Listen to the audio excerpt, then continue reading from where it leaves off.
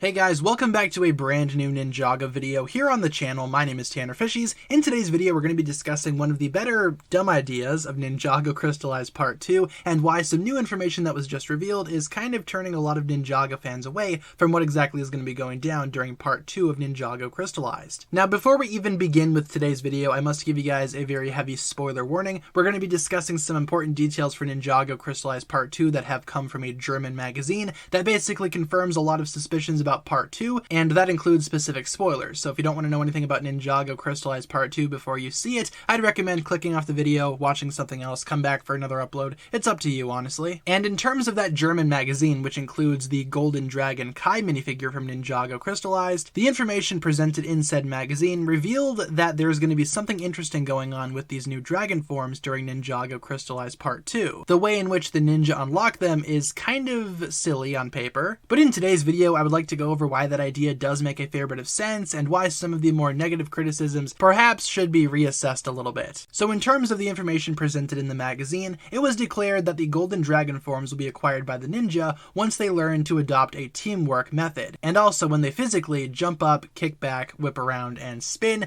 For those Ninjago fans out there, you would know that that is indeed the Ninjago theme song. That theme song is going to be taken quite literally during this new Ninjago season, and in Crystallized Part 2, the ninja will unlock those dragon forms using a similar method, jumping up, kicking back, whipping around, and spinning. And on paper, I admit that does sound kind of silly. I actually read some comments on recent videos that I made, and a lot of you guys thought the same thing. However, in execution, I think this is going to look a lot better, and let me explain why. I believe the reason why the Ninjago series is doing this specific method to give the ninja their new dragon forms is because they want to harken back to the early days of Ninjago during the pilots. We'll take a look at the scene in a minute, but there's a sequence during the pilot episodes where the ninja learns Spinjitzu for the first time, and Jay, being the first one of the group to use Spinjitzu, uses what Master Wu has taught them in a literal sense, uses those words literally and physically, giving him the ability to use Spinjitzu. I believe something similar is going to happen with Ninjago Crystallized and the ninja obtaining their new dragon forms. So yes, like I was saying, the process of the ninja unlocking their dragon forms and using them to defeat the Overlord sounds very similar to how they unlocked Spinjitzu during the pilots, by using the same simple moves that Master Wu had taught them in a literal sense. Hence, Jay here is able to unlock Spinjitzu using exactly what Master Wu said, of course in a literal sense to unlock the Spinjitzu tornado. I'm sure you guys know how the rest of the scene plays out, right? I feel like the scene in which the ninja will unlock their golden dragon forms will look similar to this, where the ninja actually utilize what they've learned before in a literal sense to create some type of new power. And maybe Jay here could be the first one to figure it out. That could be cool, right? Once again, further paying homage to what happened during the pilots. I think that makes a lot of sense personally. I do believe that's intentional, having the ninja use what they've learned literally to unlock some type of new power. That has to be intentional, right? I can't think of any way that it wouldn't be, and overall I think that's a fantastic idea. The ninja are pretty much using something that they already know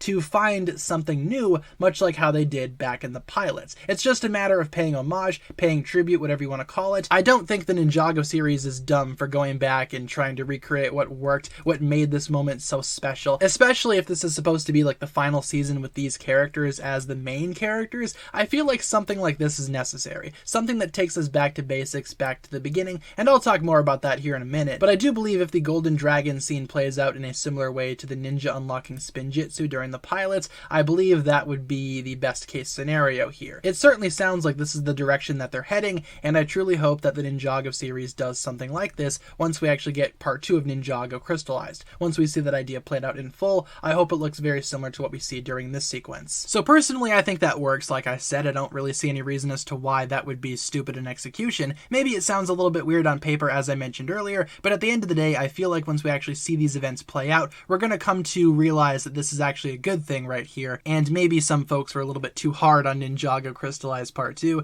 you know, before they even saw the events play out for themselves. Also, I think it works in terms of a teamwork perspective. As I mentioned, part of the reason as to why the ninja are able to unlock these new dragon forms is because they need to establish some type of teamwork. That was the first thing that was mentioned in the German magazine. The ninja not only needs to jump up, kick back, whip around, and spin, but also they need to reassess themselves and provide some type of level of teamwork. And I believe this aspect of the dragon forms is specifically designed to appeal to this current season. The ninja started off Ninjago Crystallized in a pretty rough spot following Nia's departure, and obviously their teamwork skills needed some development. During the end of the season, when the ninja finally become in sync with each other once again, I believe this is where their teamwork will spark in full, and they will finally be able to unlock their new dragon forms, of course after doing the lyrics of the Weekend Whip. You know, jumping up, kicking back, whipping around, and spinning. You guys know the drill. And I believe this idea could be symbolized with Lloyd's four-headed golden dragon, presumably featuring an elemental power from each of the original 4 ninja. Once they finally develop as a team, unlock these new powers, and are able to utilize these new dragon forms, they could take that a step further and combine together, creating this ultimate golden dragon, the perfect symbol of teamwork and harmony. Maybe that idea is a little bit outlandish, maybe I'm looking a little bit too deep into things here, but I believe this golden dragon symbolizes something, right? Why not have it symbolize the teamwork of the team itself? If not, we at least know that the ninja will be obtaining these new golden dragon forms in some capacity through teamwork and through the lyrics of the Weekend Whip. And again, I hardly find this to be that dumb of an idea anymore. Admittedly, when I first heard this, my eyes rolled. I was kind of like, oh, that's a little bit too on the nose. But after thinking about it for quite some time and comparing it back to the pilots and how they unlocked Spinjitzu there, I think it very much makes sense, and I'm excited to see how they pay homage to the pilots in other ways, not just this way. I really like this idea, and again, like I mentioned earlier in the video, if this is going to be the final season with this current group of ninja as the core heroes,